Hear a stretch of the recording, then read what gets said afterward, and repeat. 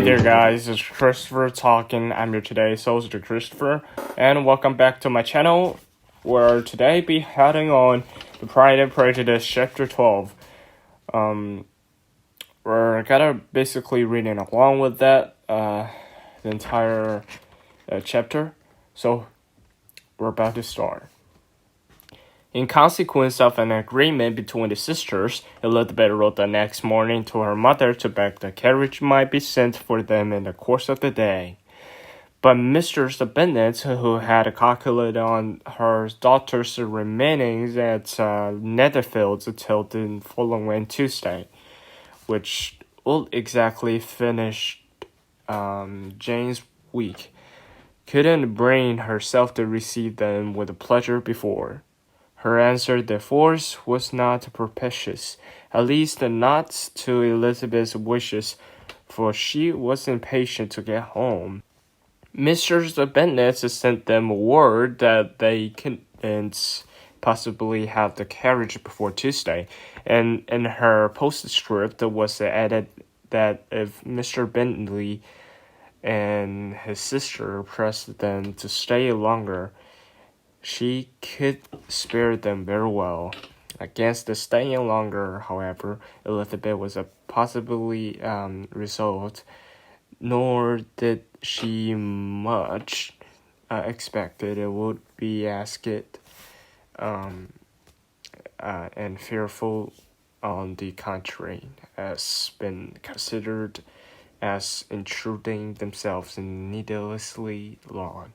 She urged Jane to borrow Mr. Bentley's carriage immediately, and as Lent it was settled at their original design of leaving Netherfield this morning should be mentioned, and that request made. The communication excited many professions of concern, and though was said of wishing them to stay at least till the following day to work on Jane, until this morrow, their going was deferred. Mrs. Bentley was then sorry that she had proposed the delay, for her jealousy and dislike of one sister much exceeded her affection for the other. The master of the house heard with a real sorrow that they were to go so soon, and repeatedly to try to persuade Mrs. Bentley that it would be safe for her, that she wasn't enough recovered. But Jane was firm where she felt herself to be right. To Mr. Darcy, it was welcome intelligence. Elizabeth had been at Netherfield long enough. She attracted him more than he liked, and Mrs. Bentley was uncivil to her and more teasing than usual. To himself, he wisely resolved to be particularly careful that no sign of an admiration should not escape him.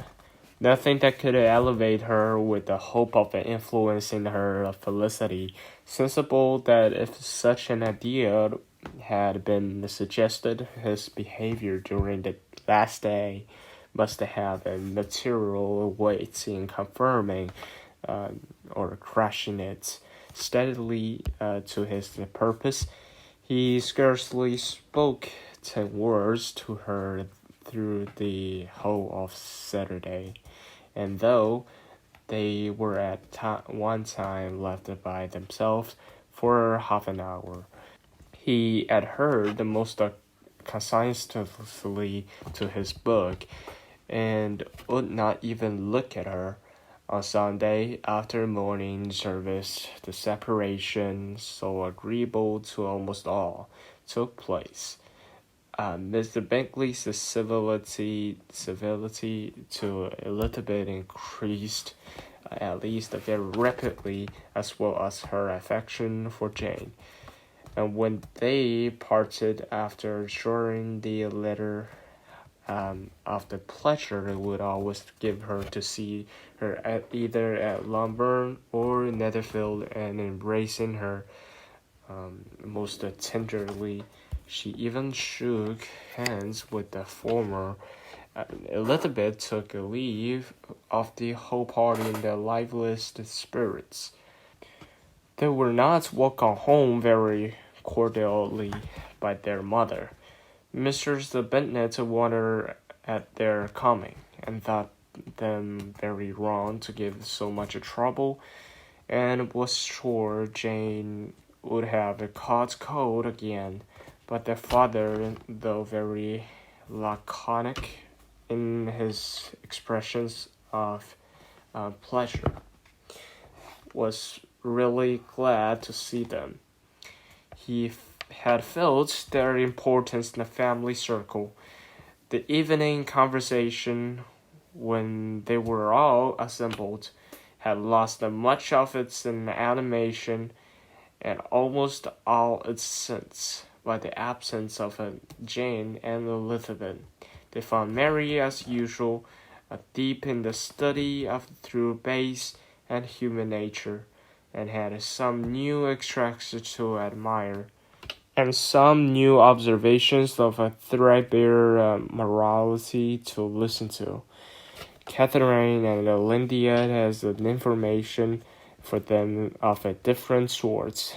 Much had been done, and much had been said in the regiment since the preceding Wednesday. Several of the officers that had dined lately with their uncle, a private, had been flogged, and it had actually been hinted that Colonel Forrester was going to be married.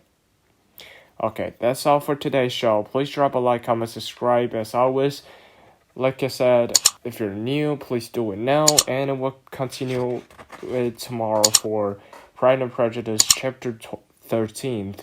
And we'll see you guys there. Stay tuned for more upcoming audiobooks.